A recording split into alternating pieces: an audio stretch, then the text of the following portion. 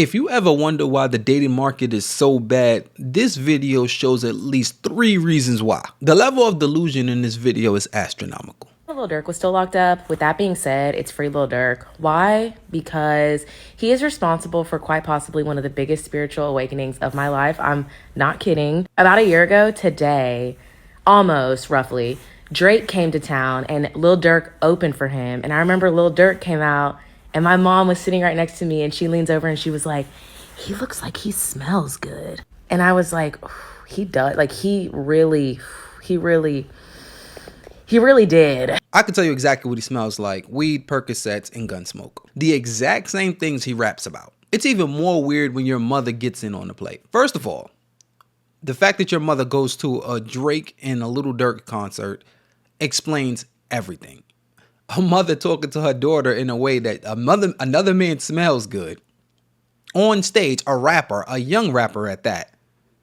That tells you exactly where this family dynamic might just be going in, right? And the fact that she's smiling in here, it's the even better part. That she think whatever she's thinking in her head was the right decision and she's going in the right path. And literally the whole night I was like, oh my gosh, like, am I a Lil Durk fan? Like, I couldn't name you one Lil Durk song, honestly. Still to this day, I couldn't name one song. But he just looks so good. So I remember going home that night and I walked into my apartment and my boyfriend at the time was like, hey babe, how was the concert?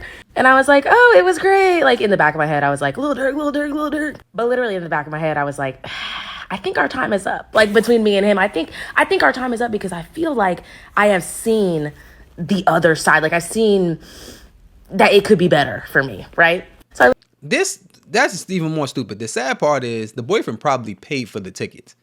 And imagine you want your girlfriend to have fun and go to a concert and like, yo, you should just go. How was it? She come back and say, you know, some guy that I'm never going to meet. Yeah, the person that you was like, yeah, go have fun.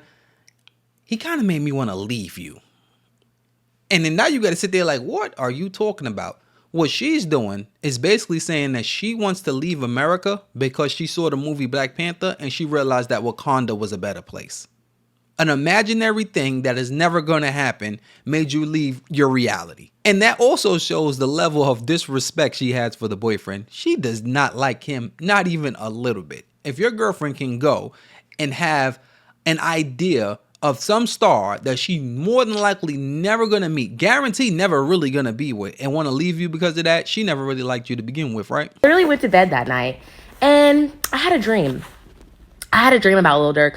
Not the dream that Martin Luther King had, right? But a dream nonetheless. And so I woke up the next morning and I was like, yeah, you need to pack your stuff. I think it's time to go.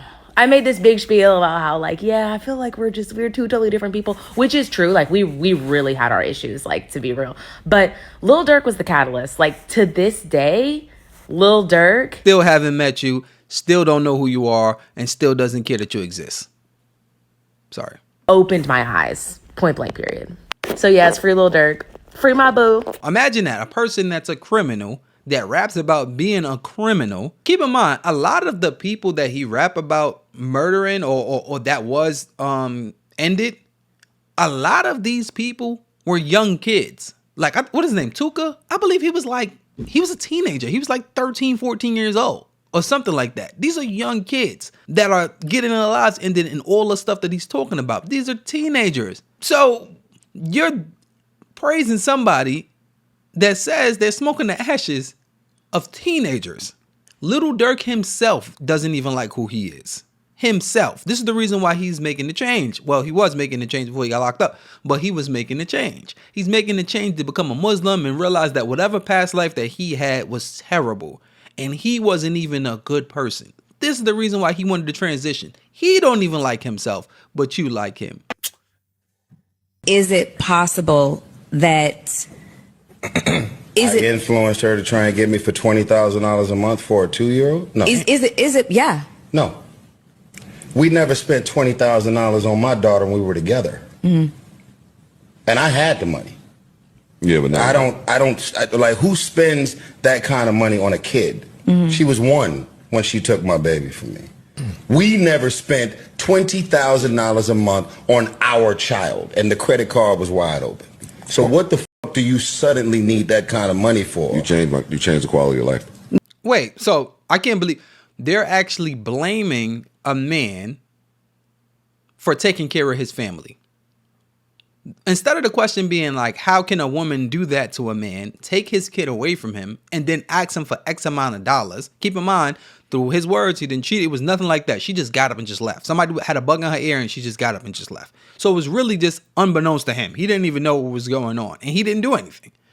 But she looked at it like, oh, I can have everything that I have now by myself. I could just take everything from him. And before Melissa Ford, the woman, actually digs in on that, she looks at it like, maybe it was your fault. It was your fault that this woman wanted to get up and leave.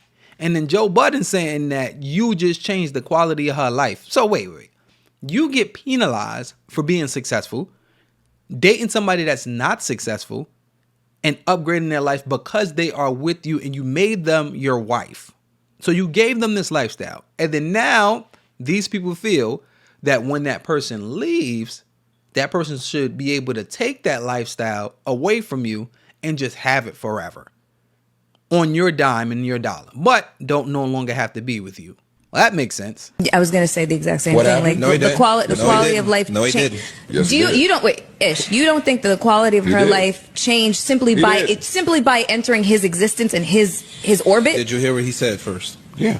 He said Yeah, he never spent that. during When the they were same together. quality of life, you did not spend $20,000 in 1 month And she never became with an me, open credit even while card. being So with the me. $20,000 a month, you can it's not changing the quality of life. Right. He's saying with the high quality of life that we had, we didn't spend 20 bands. First of all, what are you spending $20,000 on a 1-year-old on? What can you possibly? I don't care who you are. I don't care how rich you are. I don't care how much billions you have. I don't care if you're a Kardashian, a Jenner, Jobs, a Disney.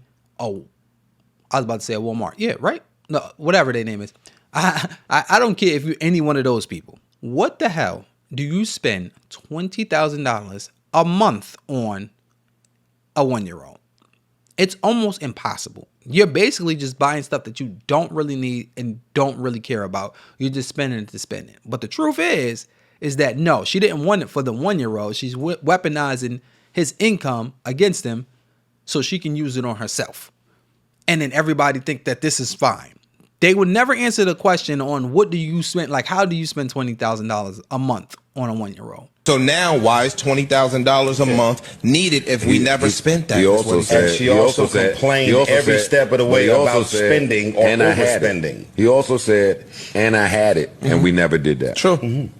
Okay, but now the person that had it is gone. Right. And if the person that had it is gone, why should he continue to pay for somebody that he's not even around?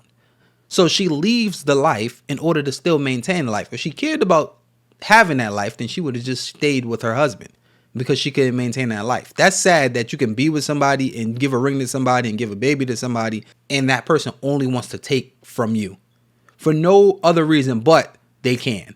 That's a sad existence. Keep in mind, the same woman wanted to get back with him after she realized that everything that she did was wrong, and he said no, which proves further the point that it was just for her own narcissistic beliefs. Which perfectly brings us to this guy, which is saying exactly what Tyrese would have to say to his daughter later on in life. When she takes the child away from you and then gets money out of you. Keep in mind, if you get full custody of the child, you will get more in child support. This is why a lot of the reasons why women push for full custody. They think, oh, this guy is so bad. Yeah, the man you married and was taking care of you, I was just fine and did absolutely nothing to end your marriage. You just wanted to get up and leave. No fault divorce. That's the person that's terrible for the kid that helped you raise the kid. It's wild. But if they get full custody, they get more money. So this is the reason why they say, oh, women have full custody because the dad don't want to be there. No, women have full custody and full rights of the child so they can get more child support out of the man. And if they can get more child support and have complete control on when the man sees his kid or doesn't see his kid. This is why you should get exactly what this man is about to say. Real, bro, as a man, bro, I advise you, bro, go hear your dad's side of the story. I'm not saying he couldn't be fucked up. I'm not saying he couldn't have left you for no reason. I'm not saying that he couldn't have been a bad person. He couldn't have made a mistake, none of that. But I advise you just go hear his side of the story and decide from there. Because I ain't gonna lie, I hear this happen so often. And, like, it kind of fucked me up every time I'm hearing it because it's like, it's fucked up. But it'll be a dude, he want to be in his kid's life. Like, he want to be an active father. You got a baby mom for whatever reason. Maybe she petty about the new girl, trying to teach him a lesson, trying to use it as an opportunity to get more money. Or she could just be a bad person and she kind of used the kid as leverage against the dude, trying to control him, and he got to say and do everything she want, or she gonna take the kid away from him. Yeah, nobody ever speaks about that, right? Nobody ever speaks about the woman that weaponizes children. So a woman can weaponize a child against a man, and he basically just have to take it. And if he don't just take the beating or whatever beating she's trying to give him, then he's a bad person. At some point, a guy's going to be like, you know what? I'm out of here. I cannot take whatever it is. Imagine everybody is against you. Imagine you wanting to go see your kid, but you can't see your kid unless it's under her circumstances and whatever those circumstances is. And you can't do whatever you want to do with your kid, which is supposed to be 50-50, y'all, although you pay 100% of it when it comes to child support. You have to take care of that child financially, but you don't have no other rights towards the child. They're basically just taking from you. It's basically slavery, right? So a man that has to go through all of that, and then some guys just be like, you know what, F it. You don't get to see a kid when you want to anyway. It's not like you could actively be a father. You have to be a father on her terms when she feel like it. And then they say men's mental health is bad. You think when everybody is against you and you have to pay, you have to be responsible for everything, but you have no authority, that is 100% slavery. And I get what y'all saying. Go to court, go to court, go to court. Go look at the percentages on that. And a lot of dudes, it's not even that they don't want to pay child support. They just don't want to give her the money. They don't mind spending a bag on their kids. They just don't want to get you the money. All I'm saying, it's a lot of dudes out there. If you was to go sit down, and I'm talking about have a good conversation with your pops, bro, you wouldn't even be mad at bro no more. It's true. I know so many men that been through similar situations like this where they want to be in the child's life, but the woman weaponizes the child to the max. I've even had friends that went through similar situations to this, and they'll call me and then talk to me about it because they don't really have much other people to talk about that's not trying to bash them. And their baby mother is online spreading a whole bunch of lies. Then I have to be like, you know what? You have to fight fire with water. There's no way you can do the same thing as she doing. If she can go online and say something about you and people believe it, that means they don't know you, right? These are just the people that she want to talk to and get a whole bunch of validation from. But the truth be told, if they actually knew you, then they knew it was a lie. Because once I heard it, I knew it was a lie because I actually know you. And then he has to understand that if you're going to do something, which he pays a lot of money to this woman, but she just takes it and she just uses it for herself or whatever she feel like using it for. Now I'm like, well, now you got to write checks. There's no such thing as cash anymore. You can't do that no more because you have to have some type of paper trail to go to court with. And then a lot of times when men go to court and try to fight for custody, the lawyer would tell them that it's pointless. This is a pointless thing for you to do. I had one traffic ticket in a certain county, and in that county, if the if the state trooper stops you, it's pretty much over. Like whatever you say don't even matter. And this is what my lawyer is telling me. Like, yeah, you pretty much lost this no matter what, because it's really your word against their word, and they're always going to take their word. So our job is not to get it dismissed. My job is basically to just lower it down. So if it was going to be 4 points in your license, let's try to get it to 3. If it's going to be 3 points, let's try to get it to 2. Let's try to get it brought down to something more smaller of a charge. And I'm like, what kind of justice is that? It's not about who's right and who's wrong, because that person is always going to be right. So imagine if you're a man and you go into these court systems, it's like they're not on your side. You're lost anyway. So your best bet is to try to get a little bit out of something, although you can't get everything. And the lawyers will tell you, like, it's a waste of time, it's a waste of money. I've seen crackheads, this is no joke, this is no exaggeration. I've seen drug addicts receive their children, women drug addicts, receive their children over the father. And it's not until she's a super drug addict, like multiple complaints, she's on drugs heavily when the child is around, it has to be something of that nature. She leaves the kid alone. It has to be something of that nature over and over, not once, over and over, for the father, in order for the father to get custody of that. And that's ridiculous. Which this lady sums it up so perfect. A man will go through so much, but never say anything. And by the time he says something, that means something. This woman understands it. I'll hear him when he said that men don't complain about how badly they are being treated. But women, we are like an exposed nerve. So toxic, so mean, so controlling. You all have heard it when a man is just being a man, when a man is just being straightforward, when a man is just getting to the point. So what does that mean, ladies? If you have a man and he opens his mouth to say, you know what, I didn't like that, it took him a long time to even get to that point. So if you have a man who is telling you, I didn't like that, you would be very wise to listen to him the first time, because the fact that you're hearing it for the first time, he suffered through it for a long time and contemplated even saying anything for a longer time. And that's the truth.